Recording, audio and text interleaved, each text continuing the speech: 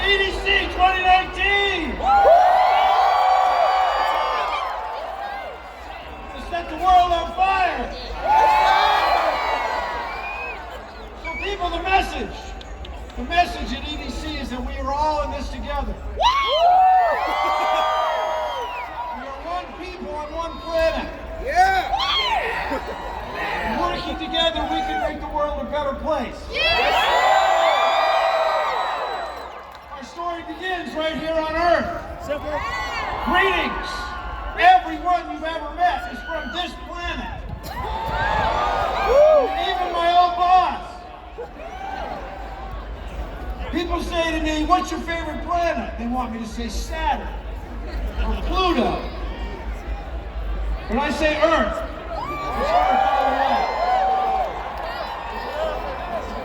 So we're right here at sunset, at twilight. If you could look at the Earth from space and see nothing but the ultraviolet light, this is what it looks like. Now the ultraviolet light falls on the ocean also.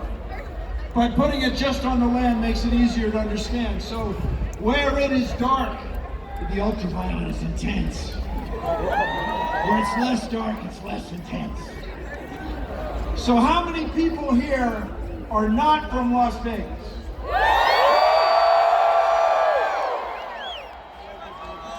How many people here are from Africa? How many people here are from Mesopotamia? How about Asia? How about Tibet? Alaska? North America? South America? Take a look at this. Everybody started out in Africa. Everybody you've ever met is really ultimately from Africa. Migrated north into Mesopotamia, migrated, discovered wheat, started having cities, building pyramids, going crazy. Then people got restless. They go east. They go east into Asia. They go south into what is now India. They go across Siberia. There's an ice age. All the water's frozen up. In the mountains in the summertime, you can walk from Siberia to Sarah Palin's house. And then you walk down North America on the west coast all the way into South America. Take a look at this. You look at your skin color. Take a look at the color of your skin. The color of your skin is intimately connected to the ultraviolet light. The more ultraviolet light there is, the darker your skin has to be, or your folic acids break down and you don't do well. If your skin is not dark enough, the ultraviolet damages it. If it's not light enough, you won't get enough vitamin D. We are one people. Everyone is the same. There is no such thing as race. We are all one human race. And that is not magic, my friend. That's science. As you know, this festival was held 2 years ago. It was held a month from now. And it was too hot. Anybody here 2 years ago? Because the world's climate, and this is part of the bigger problem that we're all going to have to deal with. The world's climate is changing. So please, consider the following. Everybody you've ever met eats food. I'm not joking. And our food ultimately comes from plants. Even if all you eat is meat, you eat meat that ate plants. So we need an atmosphere that can support plants. We need irrigation systems that can support farms. And it's important to remember that farming is not natural. Farming is what humans do so that we can have a lot of humans. And by the way, no matter what any of us does, The Earth is going to be here. The Earth's going to be fine. What we want to do is preserve the Earth and the Earth's climate for me, for us, for the human race. So the reason the world's climate is changing is twofold. There's two reasons. The first reason I like to call reason number one. I came up with that myself. When I was 9 years old, my family went to the World's Fair in New York City. New York, New York, the town so nice they named it twice. And the United Nations had a total board of the number of people on Earth. And it had just changed from 2,999,999,999 people on Earth to 3 billion people when I was a kid in elementary school. Today, there are 7.6 billion people in the world. And by the time, and most of them are here, and by the time you all are my age, there's going to be 9 or even 10 billion people. And that's it, you guys. There's 10 or 9 billion people all trying to make a living on the planet. And then reason number 2 is that our planet is fitted with an atmosphere. By the way, our planet is round. If you meet anybody here who insists that it's flat, cut back on the mollies.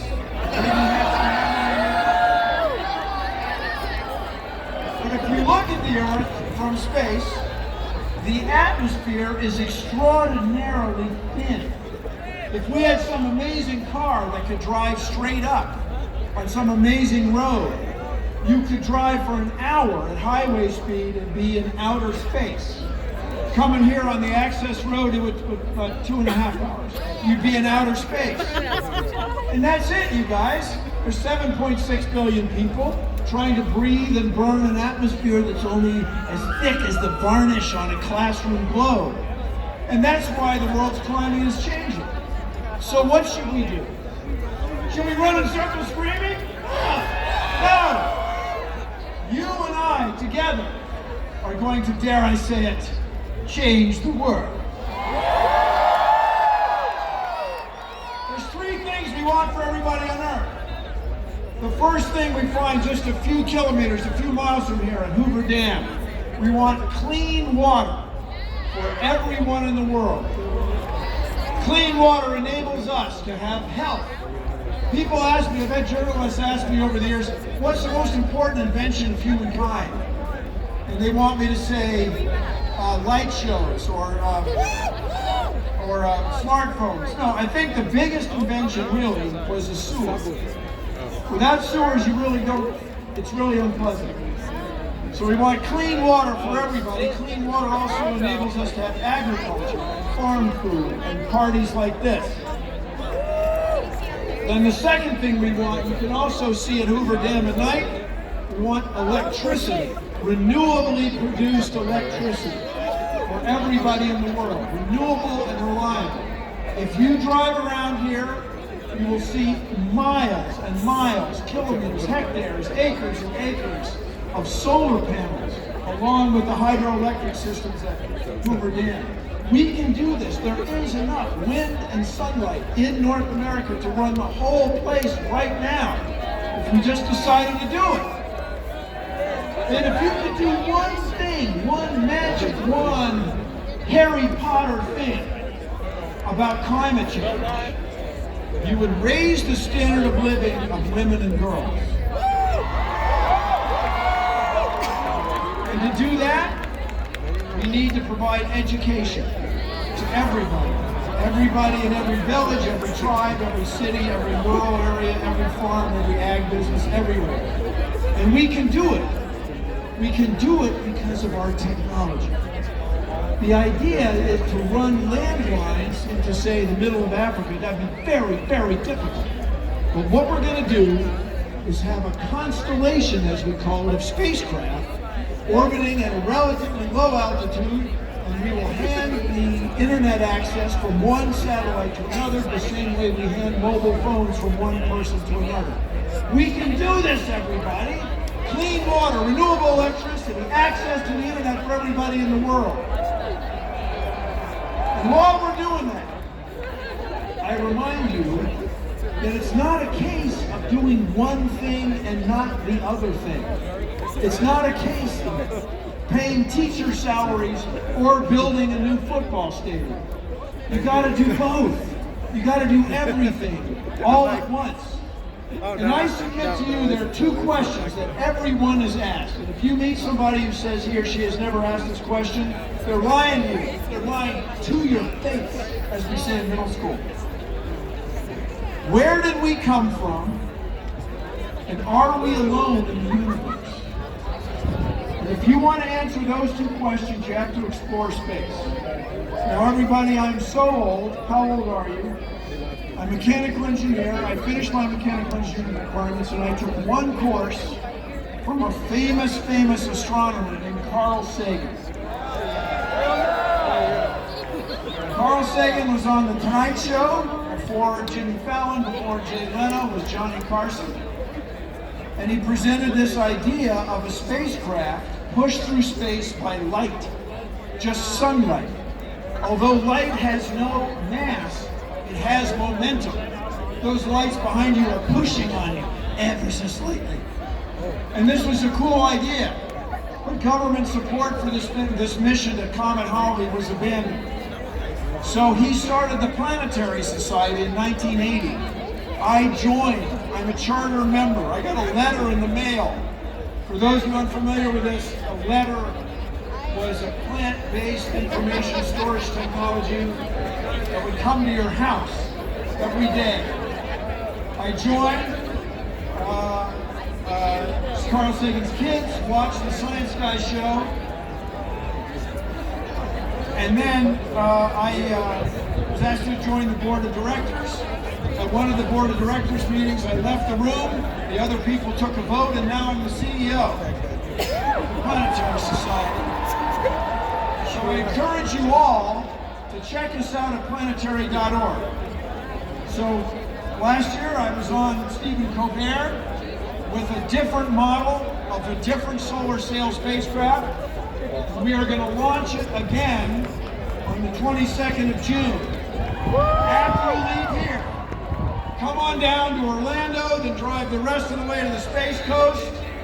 We're going to be on the third Falcon Heavy rocket, the third one ever launched. And if you've never been to one of these things, it is spectacular. It's just like,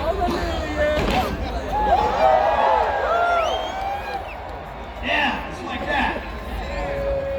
The thing goes up and over the top, it disappears. Two flames emerge way up in the sky, and these boosters land like helicopters. So this time we're going to go to a higher orbit. The spacecraft has all kinds of electricity because it's got solar panels on it. If you guys are the sun, push me back, I twist in space, push me back, and we build orbital energy and change the angle. It is a way to make spaceflight cheaper, to democratize it so that we can answer the two questions. Where did we come from, and are we alone? Here's the picture we took of Light Sail 1 4 years ago. We're going to get far more spectacular pictures because there's 62,000 people around the world like you who think that space exploration is cool. So when I was in 3rd grade, Mrs. Cochran told us, oh, here's the light sail. People from all over the world send us their pictures, their selfies. We put them on a ceramic CD and we fly them in space. Check us out at planetary.org. You can be part of the next mission. You can go to our website and look at everybody's picture, just like here, only different. And so here's a picture from space. Mrs. Cochran, my 3rd grade teacher, told us there are more stars in the sky than grains of sand on the beach. And I remember thinking, I wouldn't have expressed it this way, but I remember thinking, Mrs. Cochran, are you high? You're quite all right. Have you ever been to a beach? There are a lot of stars. Well, get this, people, there are more stars than there are grains of sand on the earth. And I hope that gives you pause for thought. Furthermore, you and I, everyone you've ever met, is made of the stuff, the dust of exploded stars. So when we have an EDC like this, it's really a galactic, cosmic celebration. Now when you look at this picture, I hope you can see the Earth. It's right there. It looks like a lot of the other dots, but it's our dot. So after Mrs. Cochran told me this, I went to the beach in Delaware, the first state, the Diamond State, a land of pleasant living. And I remember thinking, really, I'm no different from the grains of sand. I mean, if you're in outer space, going down here with the Earth, you're not going to see any of us. You're not going to see me. You're not going to see the sand. It's just a dot, just a speck in space. So I started to feel insignificant. I started to feel like I didn't matter at all.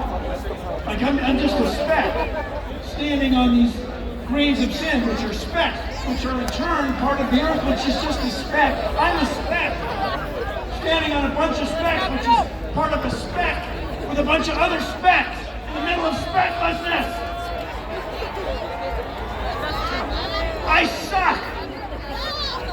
But then I realized that with our brains, which are only this big, of course my old boss's brain was a lot smaller, but with your brain, which is just big, this big, you can know all of this.